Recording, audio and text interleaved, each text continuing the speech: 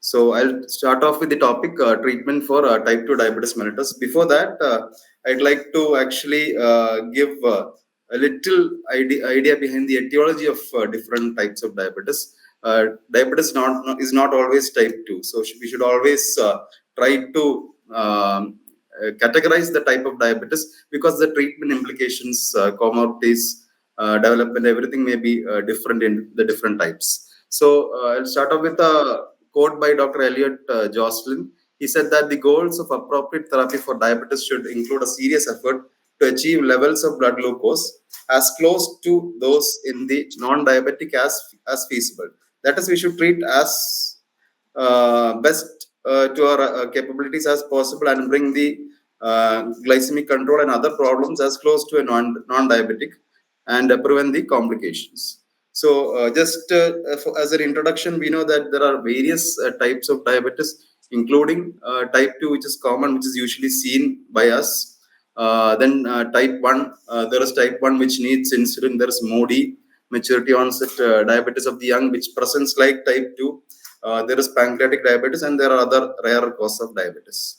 So this is the etiology. I'm sorry, I think the lower part is cut. Anyway, this is the etiology showing the various causes for diabetes. So this is in one of our guidelines, where this part has been highlighted, that drug or chemical induced diabetes. Among this, atypical antipsychotics, as Sir mentioned, the newer generation antipsychotics are a prominent cause for causing diabetes. As you can see, there are lots of other causes: type 1, type 2, MODY, different types, then various types of disease of the pancreas. Any disease of the pancreas, like post-pancreatitis, post-pancreatectomy, cystic fibrosis, then if there is in our population fibrocalculous pancreatic disease, all can cause diabetes. Many endocrinopathies like acromegaly, Cushing syndrome, hyperthyroidism, all those can cause diabetes. And then there are various drugs. Among this, the drug that is atypical antipsychotics is important in our context here. So, just a few words about type 1 diabetes. You can just keep your eyes wide open, because this is on an increasing trend in this age, and the age is also not as young as we'd expect. And it may also be an indolent presentation. Patient may have some hyperglycemia, and they may not have any complications. They'll come to you, and maybe for in this group with some psychiatric symptoms, but they may not have any other problems, and we may treat it with an OHA. So it's very important to distinguish a type 1. So coming to a younger age, if it's in a younger age, please we can keep our eyes open for this possibility of type 1 with a lower BMI, and patient gives a history of unintentional weight loss and any history of decay and any RBS more than 360, you have to rule out a type 1 diabetes. Coming to the next part, the type 2. Type 2 is the cornerstone of diabetes. Again, this is also changing over the years. Now, many young children are developing diabetes. You may have noticed in your practice also. Teenagers are developing diabetes, which is mostly type 2. Mostly they have obesity. Mostly they have features of insulin resistance, like acanthosis. You can see their necks. Mostly it will be pigmented. Other features of obesity, sedentary lifestyle, all these may be seen in a type 2 diabetic patient. So it's usually multifactorial, and insulin resistance is the key problem there. There may be fat deposit in the pancreas, in the visceral fat, in the liver, which may all cause to the pathophysiology of type 2 diabetes, insulin resistance, and subsequent hyperinsulinemia, and then development of diabetes. So that is the pathophysiology there. So, when do you think away from type 2 diagnosis? That is the thing I was trying to tell you. The absence of severe obesity, lack of acanthosis nigricans, that is the velvety pigmentation in the neck. Family history of multiple parents, like multiple young parents having diabetes, that may be MODY. So, MODY is a multi-generational autosomal dominant type of diabetes, wherein multiple parents may have diabetes. An unusual distribution of fat, that is seen in rare causes like lipodystrophy. If you see these things, just take a pause and think away from type 2. This is one, I bought this slide purposefully because many patients we see are diabetics. in our community, they may not be as fat, not obese as to the type 2 diagnosis, and they may not have even the type 1 problems like decay or anything, but they will be very uncontrolled. Uh, Lean, uncontrolled diabetes, this cause should be always ruled out. That is fibrocalculus pancreatic diabetes. That is, the pancreas is filled in with fibrocalculi, and it is a disease of tropical country. It was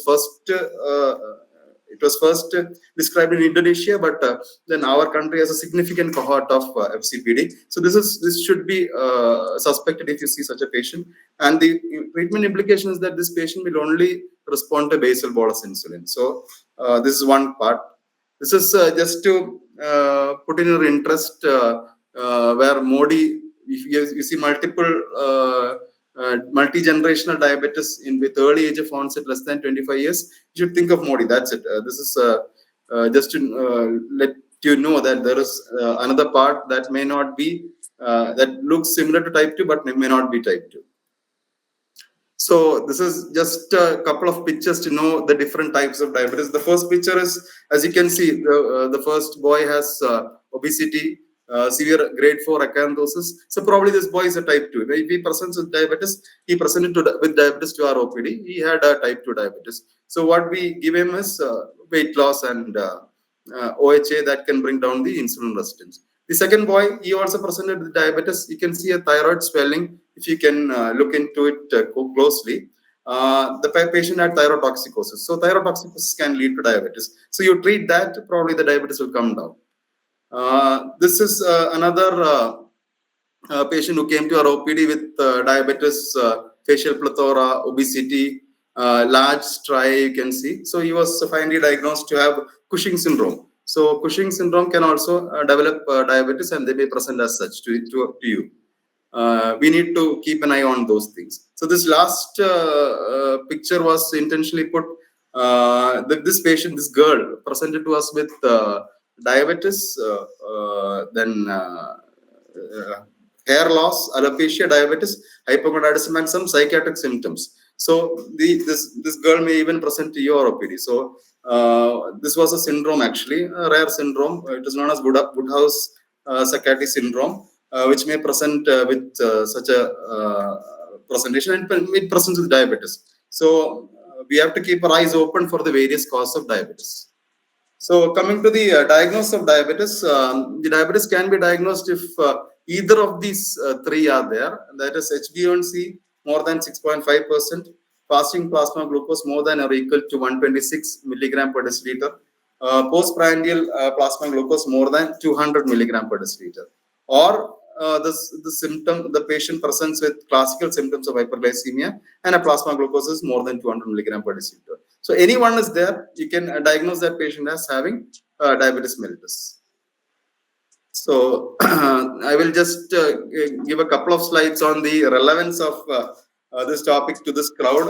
As Sir had rightly mentioned, atypical antipsychotic drugs have shown to be a high-risk group for developing type 2 diabetes. Since these drugs have been introduced, there are multiple studies. I'm quoting a few, wherein clozapine, especially clozapine and olanzapine, there have been reports not only of diabetes, even of diabetic ketoacidosis. So it is a significant problem that can occur in patients started with these drugs. This is the second chart shows the ranking of drugs that are prone to cause diabetes, among which mostly it is clozapine and olanzapine ranks 1 and 2.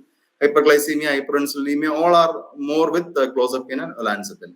So what are the mechanisms, the postulated mechanisms? I targeted my reading to this in the past week, so maybe this crowd may know more about this, but still the postulated mechanisms I found were weight gain, mostly this, as Sir said, metabolic syndrome, weight gain, by that way insulin resistance, and also the lifestyle, and probably the appetite is also altered when you are giving these medications.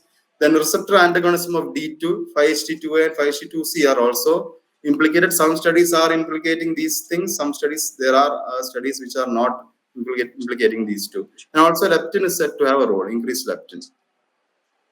So this is another study where antipsychotics was associated with diabetes, but not only antipsychotics, the disease itself, like schizophrenia, that is also associated with the increased potency to develop type 2 diabetes, and some specific drugs like clozapine. So this is the a recent study which shows, it's a Korean study which shows the association of antipsychotics on type 2 diabetes and with schizophrenia. Interestingly, what they have found is that the the second generation antipsychotics, yeah, they have a propensity to develop, patients have a propensity to develop diabetes. But when you compare patients well treated, schizophrenia patients well treated and those not treated, they are in schizophrenia patients on the follow up had more propensity to develop type 2 diabetes. So the risks are second generation, including clozapine, olanzapine, and then untreated schizophrenia also will develop type 2 diabetes. So we need a proper treatment of schizophrenia also. So it is probably with the associated chronic stress, heightened hypothalamo pituitary adrenal axis activity, that is increased cortisol stress levels, may be one reason causing insulin resistance, weight gain, and diabetes. So, coming to the topic proper, type 2 diabetes, it is a chronic complex disease. It is essentially, it is a very difficult to manage disease because there are lots of factors playing into it. It is multifactorial. We need behavioral and pharmacological treatments. The treatment aspect includes monitoring the blood glucose levels, maintaining the weight, looking for the cardiovascular risk factors, comorbidities, and complications. So you select a treatment on based on all these, and so that it becomes better for all these factors. This is just to know the principles of care. The American Diabetic Association has put forward certain principles of care, which includes language, diabetes self management, and therapeutic inertia mainly, and weight reduction and glucose monitoring. The language, that is the patient. I'm sure I don't need to tell to this crowd how to talk to a patient. Probably this crowd does it the best. So the language should be neutral, free of stigma, based on facts. The self management, we should particularly concentrate on the lifestyle behaviors, healthy eating, physical activity, and weight management. I'll be briefing on that. And the therapeutic inertia is also a big problem, which is faced in our country. Therapeutic inertia may be due to the patient inertia. Patient may be not willing to start medications. The physician may have some inertia. There may be a financial problem. Multiple challenges are there. So this is common, and failure to de-intensify management is common. And the intervention is we need multidisciplinary teams for the intervention, and early use of a combination of agents are very important in this aspect. So, what are the glycemic goals that we are targeting with the treatment? The essential glycemic goals are the HbA1c should come to almost normal, less than 7%. The fasting plasma glucose should come to 80 to 130 milligram per deciliter. The peak postprandial glucose should come less than 180 milligram per deciliter. Now, the goals should be individualized based on duration of diabetes, age, life expectancy, comorbid conditions like cardiovascular disease, other microvascular complications, hypoglycemia unawareness. Or should take all these accounts, all these into accounts while getting a goal. Meaning that if the patient is younger, does not have much comorbidities, no CKD, no hypoglycemia, you can get a more stringent goal. Go to less than 7%. If it's an older patient, if there is a larger disease duration, if the life expectancy is if the life expectancy is not much, there are much comorbidities, you go to a less stringent goal. So this slide again says that the older adults, you can if they are healthy, you can come to a goal of 7 to 7.5.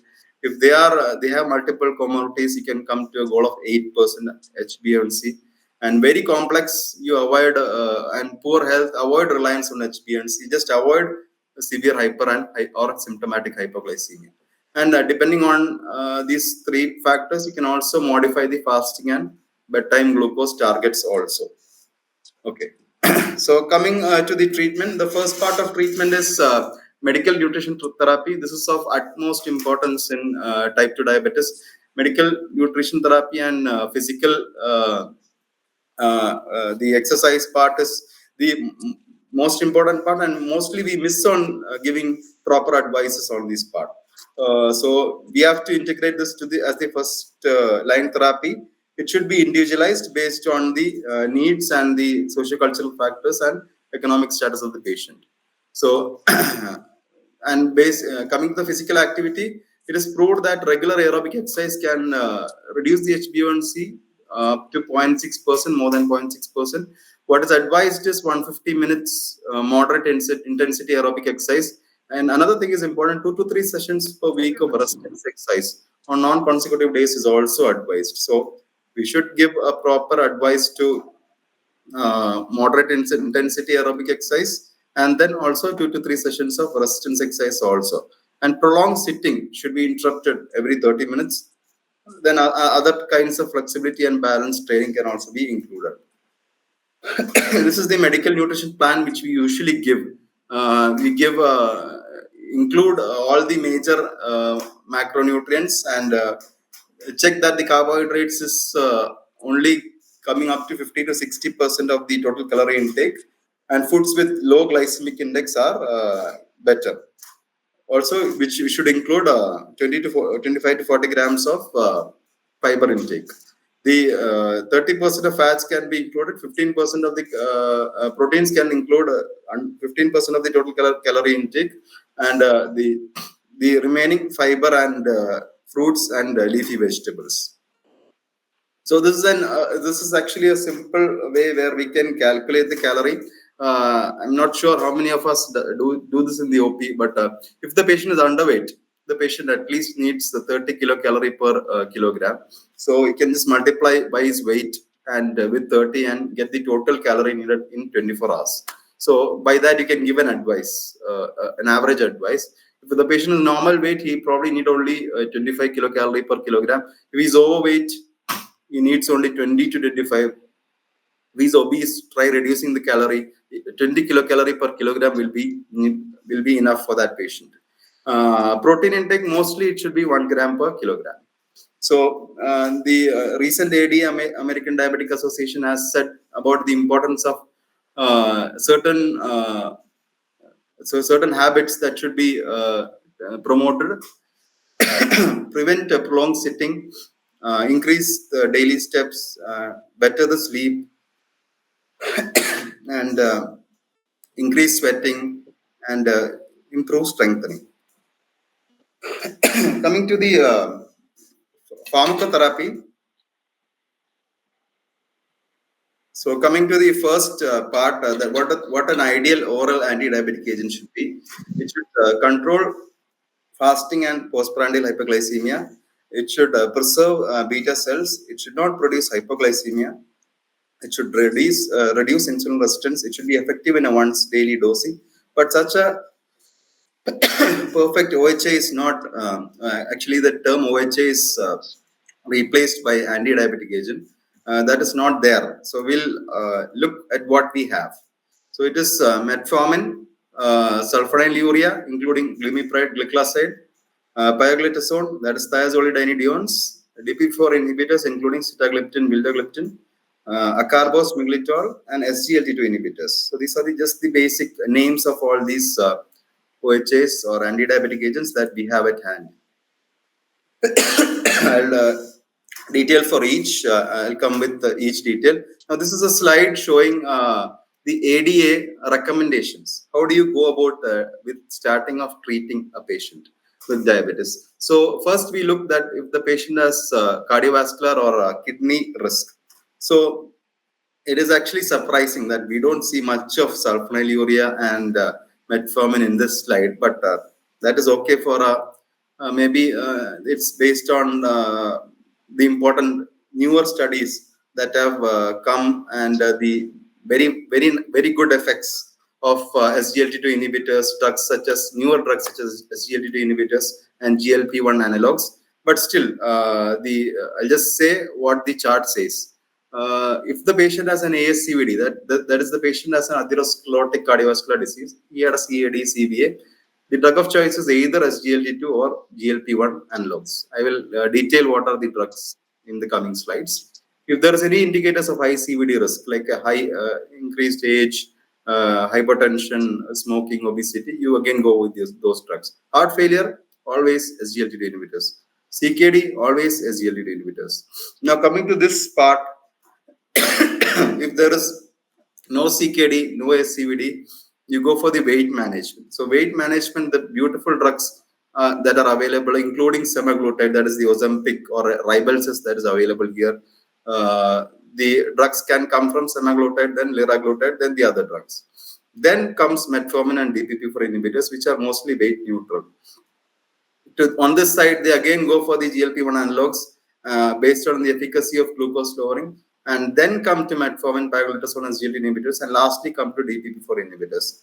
I think sulfonylurea is also being mentioned here. So these are these drugs which we commonly use are in the guideline base. It is coming as the drugs which has to be used later, or if the other SGLT2 or GLP-1 analogs are not possible to be used. Just to let you know how the guidelines are changing. So coming to the metformin comes under biguanide. So the daily dose that we can use can start from 250 to 2500. So I would say the ideal dose would be 1500. Better not go more than that. A 500 BD or 500 TDS should do the job. It should decrease the insulin resistance. It will be good for psychiatric patients and also those patients with increased insulin resistance. Any dose more than that, patient will have some gastritis. So due to that problem, they'll completely stop taking the medicine. So 1500 will be a good bet for metformin. It enhances the sensitivity of liver and peripheral tissues to circulating insulin. It can be used in combination. So what we usually do is we give a combination of metformin and DPP-4 inhibitor. DP4 inhibitor, I will come in the coming slides. In a DP4 inhibitor like sitagliptin or vildagliptin with metformin is the usual combination starting agent which we use. Okay. So it is recommended as the first line treatment. That things have changed, but at least in our Indian scenario, it is the first line treatment of type 2 diabetes. It has favorable effects on lipids. So it decreases the A1C by 1.5%. We have to start it, as I said, 500 milligram BD would do it and increase with every 2 weeks. And the maximum dose, as they said, is 2 to 3 grams. After dose adjustment, the another plasma glucose, the lowest plasma glucose can come, the effect we get by 1 to 2 weeks. The 80 to, this is what I was telling, most of the glucose lowering effect will be brought about by 1500 milligram per day. No point increasing more than that. The major side effects, as I said, are GI, abdominal discomfort, diarrhea. It is minimized if metformin is administered after meals with a slow titration. A rare side effect, lactic acidosis. This is actually seen in our casualty also. In ICRA, I heard the nephrologist telling they had a patient coming with severe metabolic acidosis. They could not find the cause. Patient had fever also. And finally, it turned out that instead of paracetamol, patient took metformin, and it was lactic acidosis. So that is not that uncommon. It can occur. And prolonged use will also cause vitamin B12 deficiency. This is also pretty common. More than 4 years use of metformin will cause vitamin B12 deficiency. So even if you don't test, you can supplement B12 for these patients. Metformin in renal insufficiency. If you have a patient with CKD, you want to start metformin more than it's based on EGFR. I will say this, summarize this in another slide also based on EGFR, but still, EGFR more than 60, you can safely start. 45, you be careful. Less than 45, you half the dose. Less than 30, you stop metformin. So it's based on the EGFR in CKD patients. Coming to the next group of drugs, sulfonylureas. These are the various drugs, including glibenclamide, glipizide. The commonly used ones are gliclazide and glimepiride. Of this, I'd say the gliclazide modified release, 30 mg, 60 mg is pretty effective, very effective. Glimepiride 1 and 2 mg are also very effective. So I would say gliclazide, the ideal dose, the moderate dose would be up to gliclazide 60 mg BD. before food. That will be the ideal dose. And glimepiride up to 2 mg BD. Anything more than that will produce hypoglycemia. Patient will probably not be using the drug again. So this is the mechanism of action of sulfonylurea. It goes and acts on the beta cell of the pancreas. There are sulfonylurea receptors, and it causes closure of potassium channel, opening of calcium channel, subsequently release of insulin. So it causes majorly, does nothing on the insulin resistance part. It just causes insulin release. So whether it's a good drug for our cohort of patients is doubtful, unless the patient is insulinopenic. It reduces, but it's a very effective drug. It's a very cost-effective drug which produces a good HbA1c reduction by 1 to 2%. Therapy should be initiated at the lowest possible dose and given before meals, 30 minutes before meals. So the thing is, similar HbA1c reduction by the different sulfonylureas. You don't no need to give two sulfonylureas to maximize the effect. Always stick on with one sulfonylureas. The side effects, as I said, the most important side effect is hypoglycemia. It is usually prolonged and profound hypoglycemia, and if it's an elderly patient or CKD patient, maybe 2 to 3 days of continuous hypoglycemia may occur. So better avoid in that patients, and extreme caution in elderly in worsening renal function and irregular meal schedules. It can cause weight gain. Some sulfonylurea can cause photosensitivity reactions, and don't combine to sulfonylurea at all. Coming to the next drug, this is thiazolidinedione's pioglitazone. This was actually, when I was studying, this drug was coming down due to some side effects like bladder cancer and all was associated. But then subsequent studies have brought out that the bladder cancer is not directly associated. So many studies have said they are particularly safe, even not causing bladder carcinoma. And it has come back in a big way because it is a PPR gamma activator and it improves insulin sensitivity, and it's very good for fatty liver disease. Now, this diabetes, along with diabetes being a major problem, fatty liver disease is also becoming a major problem in our country, also in Kerala. So that is causing young CLDs and much problems. So this is one drug which has been approved to cause insulin sensitivity and also reduce the fatty liver disease and some reduction in the comorbidity of those kind of patients. So it's coming back in a big way. It suppresses hepatic glucose output, and it also improves the secretory response of insulin in pancreatic beta cells. So the side effects, you better not use this in elderly fatty females. That's what we say, because elderly patients may have a risk of edema and heart failure, which this may increase. Then it may also cause some weight gain. It may also cause some fractures and osteoporosis in postmenopausal women. So this patient cohort, we can not use this drug. All other patient cohorts, this is a drug that is coming back in a big way. So the dose is 7.5 mg to 30 mg per day. Frequency is once per day. Duration of action is 16 to 24 hours. Predominant mode of excretion is in the urine, 15 to 30%, and remaining in the feces.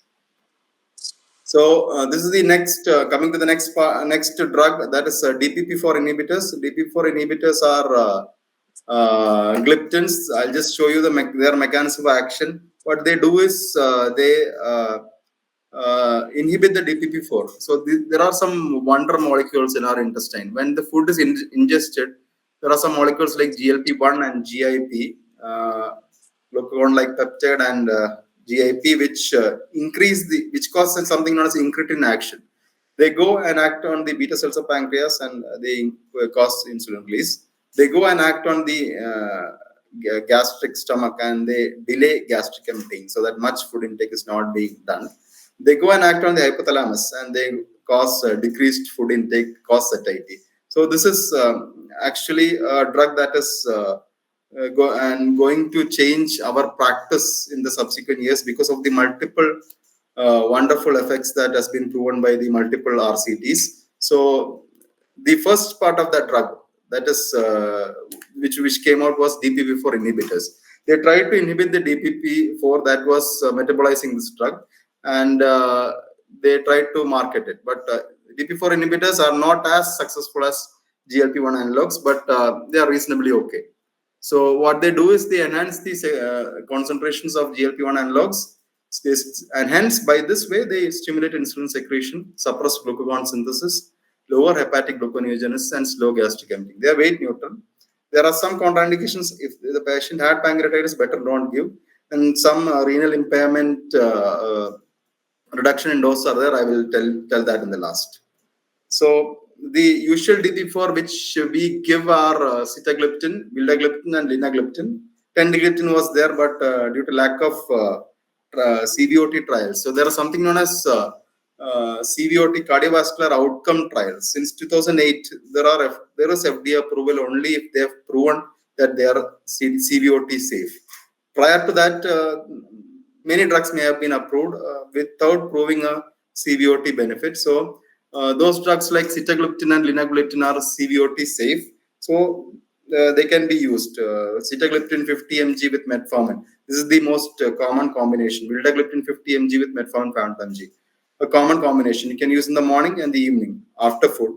Most patients are controlled with this combination therapy. Coming to the next group of drugs, they are alpha glucosidase inhibitors, acarbose and voglibose. As I said, the CVOT trials are not robust in this group of drugs, so they are not much used, but still they can be effective in postprandial hyperglycemia, especially in elderly patients. Acarbose, the dose is 25, 50, 150. Can give the voglibose 0.1, 0.2, 0.3. You can give according to the frequency of the meal, and the duration of action is less and does not cause much hypoglycemia. So the main part of alpha glucosidase inhibitors is to get a grip on the postprandial glucose excursions. Not much used now because not it is effective, but not much CVOT benefits are there.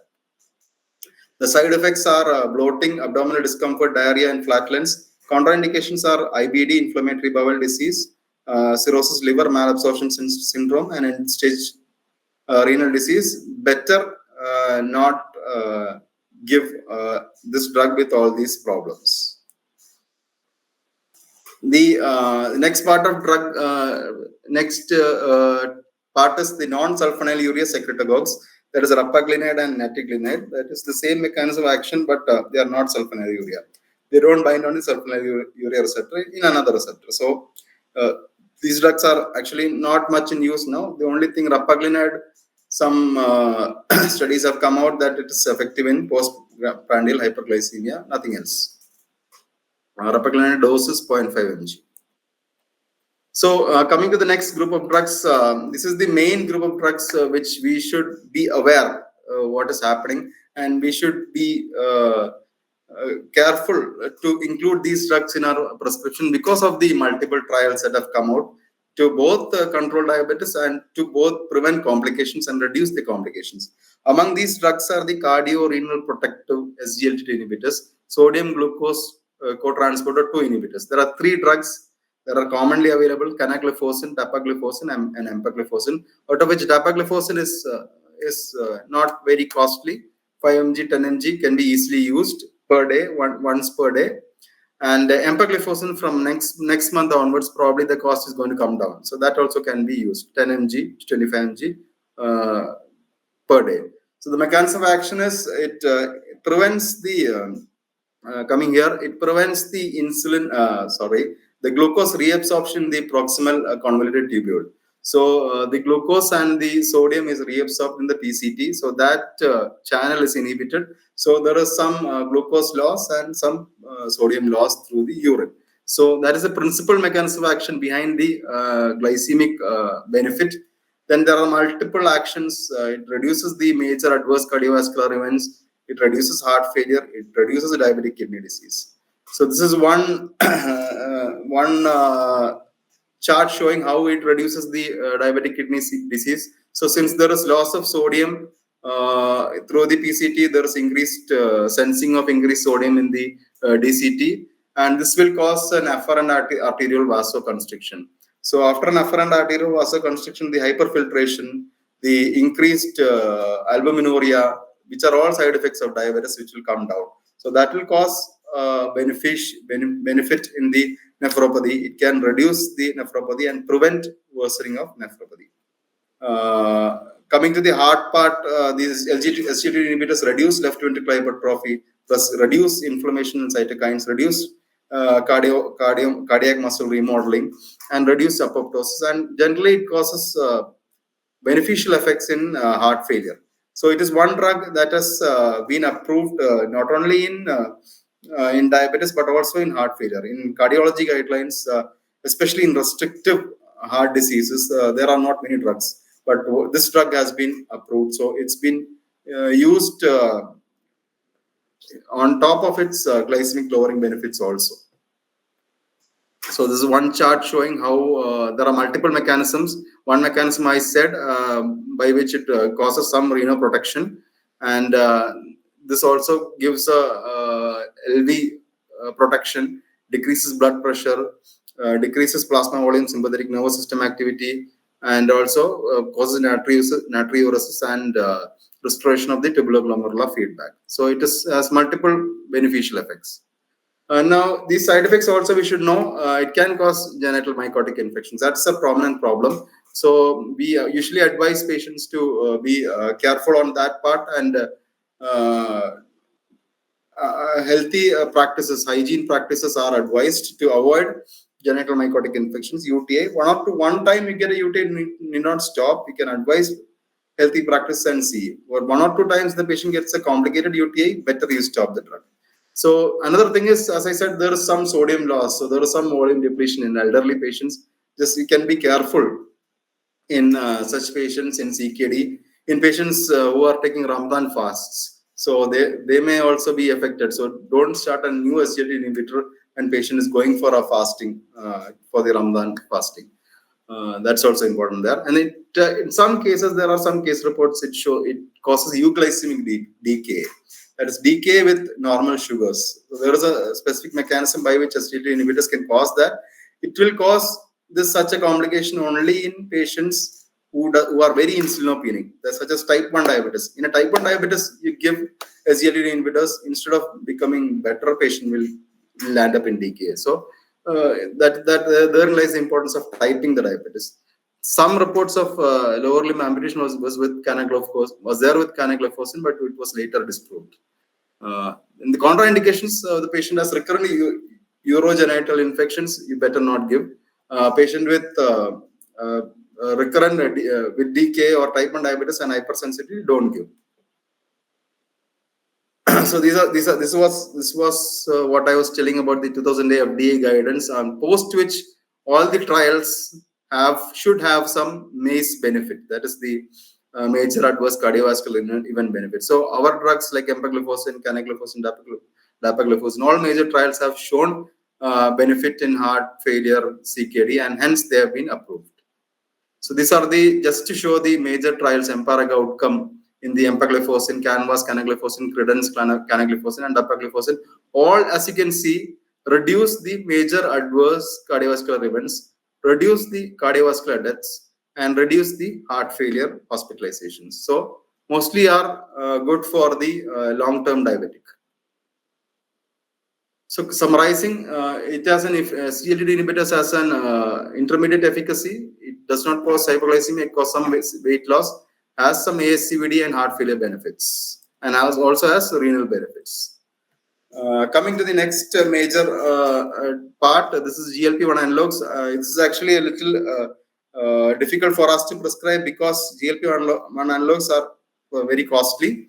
But still, we should know what is happening and what good effects we are missing out on our patients. So the available ones in our country is right now, liraglutide, which is subcutaneous injection daily, dulaglutide, which is also subcutaneous injection. These are okay effective.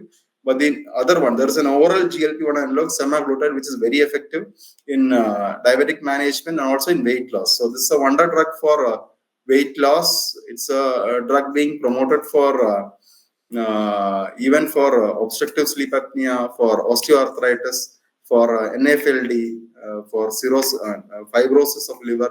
For all these diseases, these group of drugs are being showing positive effects, mainly due to the weight loss and glycemic control. So the mechanism I did say, it shows some glucose-dependent insulin secretion, glucagon suppression. It delays the gastric emptying and it causes reduced appetite. Contraindicated in medullary thyroid cancer and family history of medullary thyroid cancer. Some rodent studies has shown some increase in medullary thyroid cancer. That's why. So GLP-1 is produced from the L cells in the distal jejunum, ileum, colon, and GIP is produced from the K cells in the stomach, duodenum, and jejunum. The stimulus is food, nutrient, carbohydrates, and fat and amino acids come. Hormonal stimulus is there. There is a neural stimulus, enterovagal axis, and causes release of insulin. This is the same mechanism by which the insulin is released. There is GLP-1 receptor here, and by the closure of potassium channels and opening of calcium channels, insulin is released. So these are the various positive effects of GLP-1. It has good effects on the brain, heart and vessels, kidney, immune system, skeletal muscle, brown adipose tissue increased, white adipose tissue. It reduces status of liver. It has good gut growth. Then pancreas also. It increases insulin secretion, increase the beta cell proliferation. One drug that can rejuvenate beta cells. That is particularly important. And also it causes reduced gastric emptying, so reduced food intake. So it affects multiple areas and it is very effective. So the drugs which are approved are exenatide, liraglutide, then lixisenatide, dulaglutide, semaglutide, epiglinatide, and tirzepatide. So the things which we should remember is semaglutide and tirzepatide. Next, probably in next 6 months, the injection part is also coming to India, and it may be very effective in controlling diabetes and obesity. As I said, semaglutide, we can look at the dose. It is 0.25 mg subcutaneous once weekly. The oral semaglutide is 3 mg, 7 mg, and 14 mg OD. So same just the half-life of the short-acting, intermediate-acting, and long-acting formulations. So this is the oral semaglutide Rybelsus that is currently now available, 3 mg, but it costs around 300 rupees one tablet. So it's pretty costly, but the effectiveness is very good for patients, especially who are on the obese side. There is another twin gliptin, that is the GLP-1 and GIP analog tirzepatide, that's also set for approval. The side effects, as I said, is medullary thyroid cancer, gastroparesis, and pancreatitis. Those patients having these, it's better you avoid the drug. Now, these are the various studies showing benefits in the CV mortality, non-fatal MI, heart failure. So these are the various studies showing the benefits in non-fatal stroke, favoring the GLP-1 analogs. So SGLT2-1 or GLP-1 analog, which can be used. So pairwise meta-analysis of SGLT2-1 has shown that it reduces major adverse cardiovascular outcomes, heart failure, and composite kidney outcome. And similarly, in GLP-1 analog also it reduces. Comparing the effectiveness data, SGLT2-1 is superior in heart failure patients. GLP-1 is more efficacious in stroke and CAD patients. So this is one chart that shows all the oral anti-diabetic agents and the effectiveness. So the progression of CKD benefit is shown only in SGLT2 inhibitors. ACVD benefits, some benefit is shown by metformin, SGLT2 inhibitors, and GLP-1 analogs. The commonly used insulin, DPP-4 inhibitors, sulfonylurea does not show any ACVD benefit. This we should be keeping in mind. And some potential benefit with pioglitazone. I said that was coming back. Heart failure benefit, the best benefit is with SGLT inhibitors, but avoid one drug in DP4 inhibitors, saxagliptin. It's not available now. So anyway, that has some risk of increasing heart failure. And we know pioglitazone also has an increased risk of heart failure. So in such patients, avoid. Glucose lowering efficacy, the maximum efficacy obviously is insulin. There is no cutoff by what percentage HbA1c insulin can reduce. Insulin can reduce by any percentage. The other highly effective ones are metformin, GLP-1 analogs, and PPP and sulfonylureas and pioglitazone. Hypoglycemia risk. The ones which have high hypoglycemia risk are insulin and sulfonylurea. Please keep that in mind. The weight effects, the best weight effects are for SGLT2 inhibitors and GLP-1 analogs. But the problem is the cost. The cost is high with these uh, newer drugs. As we know, insulin, the basal insulins and the human insulins are less costly. Sulfonylurea and metformin is less costly. So we are more practicing with these drugs. Now, this is one chart shows in one chart shows the interesting how the OHS or the oral anti-diabetic drugs can be used in various kidney diseases, various stages of kidney diseases. Insulin can be used in any stage, can titrate and avoid hypoglycemia. Metformin, you, as I said, avoid after 30 EGFR becomes less than 30. Interestingly, you can see the SGLT2 inhibitors, it can be used even up to 20. EGFR up to 20 you can use. Some studies are saying even you can continue up to dialysis use. GLP-1 analogs, no dose adjustment you can use in any CKD patient. DPP-4 inhibitor, you can see that linagliptin has no dose adjustment, no dose adjustment. So linagliptin 5 mg can be used, safely used in CKD patients.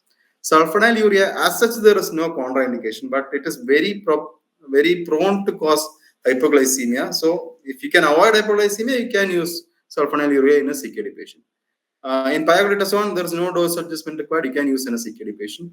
Alpha glucosidase inhibitors better avoid in low EGFR.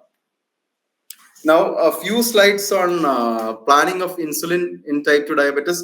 Now, this was the, up to now I discussed the older OHAs, the newer OHAs, the newer subcutaneous drugs, which are very effective, and how we can use them, and what are the side effects of each. Now, coming to insulin, I have a few slides on insulin also. Discussing insulin too would be very large, so I have a few slides just to give a basic idea. Now, when do you use insulin? Starting. You see a patient, you have to use insulin in this patient. When the patient has severe catabolic symptoms, that is, you see some weight loss, patient is a little sick, and some catabolic symptoms, you use insulin. The guideline wise, HbA1c more than 9 is you better use insulin, but it's actually impossible, next to impossible in our patients. Most of our patients have HbA1c more than 9 when they come to us for first visit, and may not be possible there. Fasting plasma glucose more than 200 and postprandial more than 300. Ideally, you have to use insulin. Any acute diabetic complications, DKA, HHS, you use insulin. Any acute medical conditions, admission, you use insulin. Hospitalized patients use insulin. Perioperative, transplant, critical care units, and pregnancy. Pregnancy also, we have to use insulin. How do you initiate insulin? Now, this is the just a chart showing the different types of insulin we have. The first part is the rapid acting insulin, which I'll just name the names: Fiasp, Aspart, Novolog, Glulicin, Apidra. All these are brand names and the generic names of fast acting analogs. Lispro. All these are pretty costly. And we can come to the short acting regular insulin, which does almost the same job with but slightly more chance of hypoglycemia. But human regular insulin will do good for the short acting. Now, where do you use short acting insulin? We use short acting insulin only to correct the postprandial hyperglycemia. So the patient has some hyperglycemia after taking food. For that, you can correct by regular insulin. But for that, you need to give regular insulin 3 times, because majorly 3 times we are taking meals. So you give 1 or 2 times, it's not going to affect his glycemic control. So we'll keep that in mind. And then the intermediate acting insulin, that is the long acting insulin, which is available for us at cheaper cost, that is NPH. NPH has effective duration of only 10 to 12 hours. So you need to use it BD. So this insulin is the basal insulin to control the fasting. That is for the basal insulin secretion, which we give, not for the prandial insulin secretion. For the basal, in basal phase also we need some insulin. For maintaining that, you give NPH, BD. Then there are long-acting insulin which can act 24 hours. Glargine is the most commonly given, Lantus, Basaglar, Toujeo. Then other insulins like Degludec and Detimir can also be given. That acts for 24 hours. So for a patient who's solely on insulin, he will probably need 3 times regular insulin and one long-acting insulin, or 2 times NPH. So that's the ideal prescription for a patient who needs insulin. That is known as basal bolus insulin. But what we usually prescribe is the premixed insulin. That is the short-acting and intermediate-acting mixed insulin. We give BD mainly because patient needs to prick only 2 times, and it is also cost-effective. So that these are the Aspart, Novolog, 30, 70, 25, 75, all are the 30 is the short acting, 70 is the long acting part. So we can give it before meals, morning and evening. It usually covers most of the insulin need by 2 injections. But this is actually not being advised in major newer guidelines because of the hypoglycemia and because of the less physiological. It does not mimic insulin secretion in a normal physiological body as such. So it's being less promoted. So how do you initiate a basal insulin? So once you have a hyperglycemia not controlled on OADs, next thing is you start with a basal insulin, uh, which can be initiated by the dose of zero point 0.1 to zero point 0.2 units per kilogram. So if a patient has depending on the weight, you multiply, if he's a 50 kilogram, multiply by 0.1 and probably 5 units. So 5 units basal insulin. If you're giving only basal insulin, these are the basal insulins. You can give NPH BD or you can give a larger OD. So that's the basal insulin.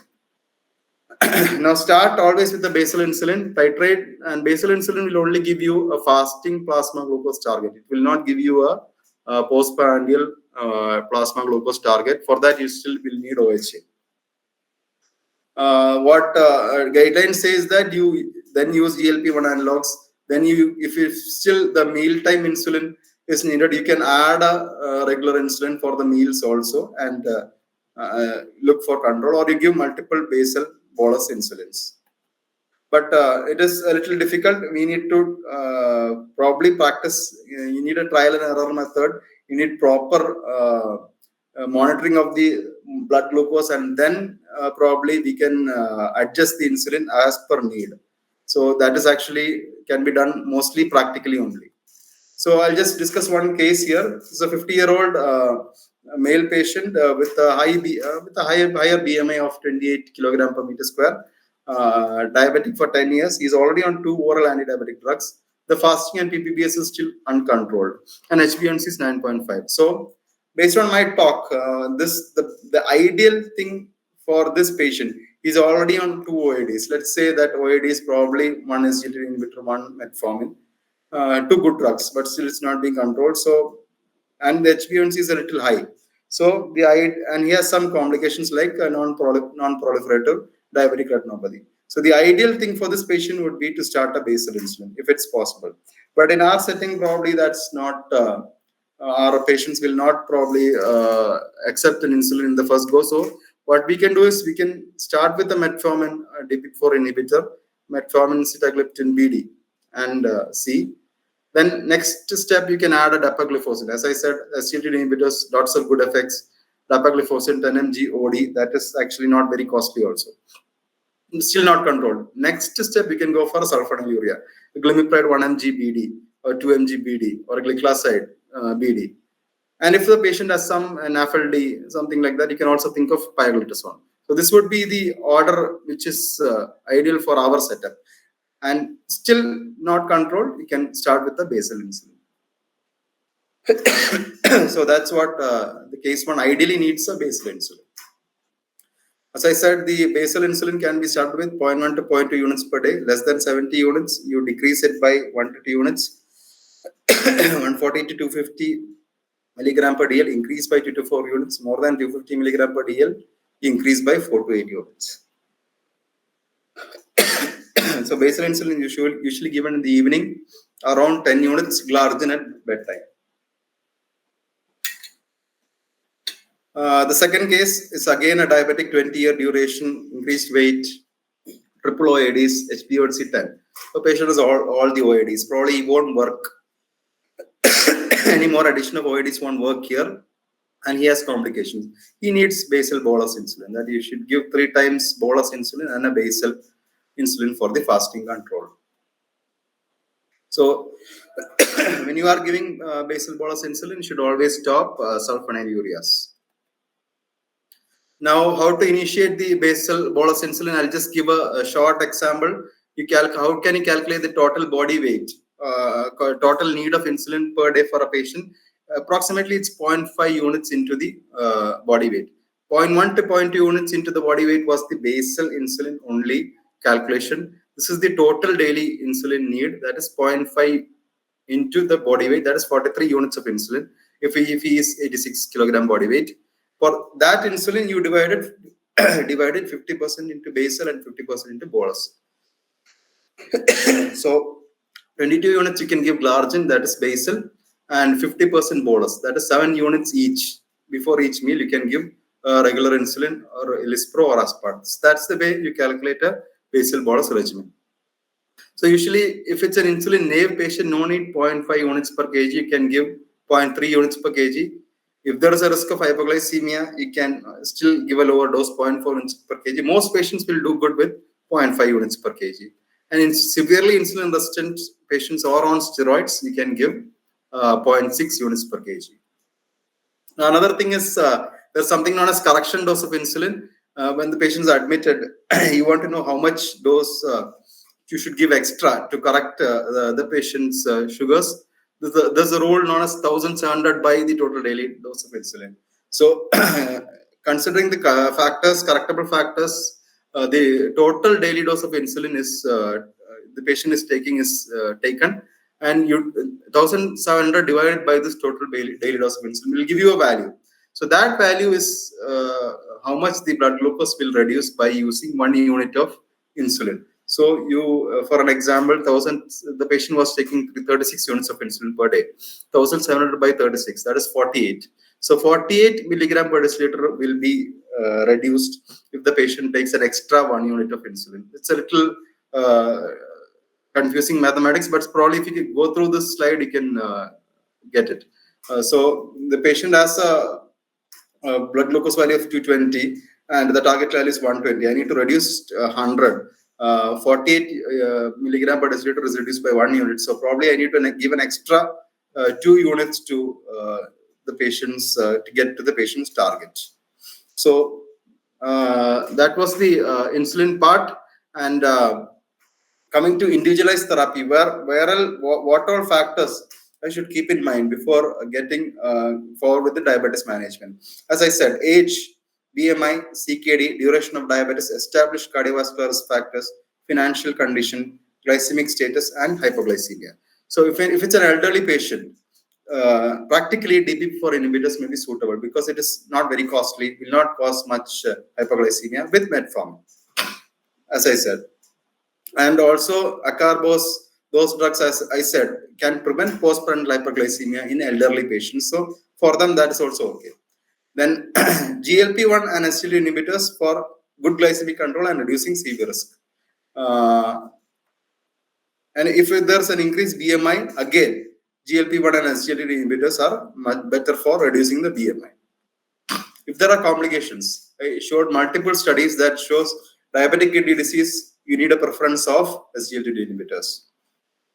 If the patient has a long duration of diabetes, probably the patient needs insulin. Other drugs that can be used are GLP-1 analogs and SGLT inhibitors. If the patient has an established cardiovascular disease, CAD, CVA, any peripheral arterial disease, you have to start with a GLP-1 analog and SGLT inhibitors. If the patient has financial concern, which most of our patients have, the ideal choice would be, as I said, metformin, DPP-4 inhibitor, and then add-on, you can give a sulfonylurea. There is some CV neutrality of glimepiride, so glimepiride is okay. It won't cause harm. And also add-on, you can cause pioglitazone also. Then coming to the next step, if it's not controlled by all these drugs, you can give a conventional insulin. You can either start with the basal insulin or you can give a premixed insulin. 0.1 units per kilogram basal insulin, 0.5 units per kilogram, the total insulin dose. Now, the glucose, as I said, the effective glucose lowering agents are insulin, GLP-1 agonists, SGLT inhibitors, pioglitazone, DPP-4 inhibitors, and sulfonylureas. If the hypoglycemia is a concern, You can stick on to GLP-1 agonists, SGLT2 inhibitors, TP4 inhibitors, or pioglitazone. So the patient is admitted to the hospital. Suppose probably you have admissions in your hospital. What can you do? Usually, ideally, it is recommended that you change all the medications to insulin. So the patient is a diabetic with reasonable control, admitted to hospital. FBS is less than 140, PPV less than 180. You calculate the total number of units the insulin the patient is needed. You convert that into basal bolus. Give 3 times bolus and 1 time basal. And the approximate equivalent doses of OHA and insulin are 1 mg glimepiride, 5 mg glibenclamide, 500 mg metformin. Approximately it equals to 5 units of insulin. Now, if the patient is uncontrolled, is admitted is uncontrolled, you increase the total daily dose of insulin by 25%, and then give in split fractions. If the patient is only on oral agents and the HbA1c less than 7, he probably you can if he's not in a sick in very he's not very sick, you can continue those oral agents. He may only need a corrective insulin dose. If the blood glucose goes more than 140, you can add a basal insulin or you can add a corrective insulin dose. So these are the correctional prandial insulin doses that can be given. This is the chart which can be we need not follow it as written, but this can give us an idea. If a patient is more than 140 to 180, the usual correction dose needed is 4 units of insulin. 180 to 226 units of insulin. You subsequently increase the insulin doses. 350 to 400, you can give in 14 units of insulin. More than 400, you can give 16 units of insulin. Now, this may change according to if the patient has a severe liver disease or acute illness. Probably patient may need a higher dose of insulin. So, this is probably the last slide. Dangerously uncontrolled hyperglycemia. Please remember, any RBS values more than 400. Better not to send the patient with only OHA. Please check the urine ketones. You can look VVG or ABG for metabolic acidosis. If that is present, it's better the patient is admitted and managed. You may need an insulin infusion for RBS control. If there's an acidosis or ketosis, we need to manage DK as the standard protocol. Okay, thank you.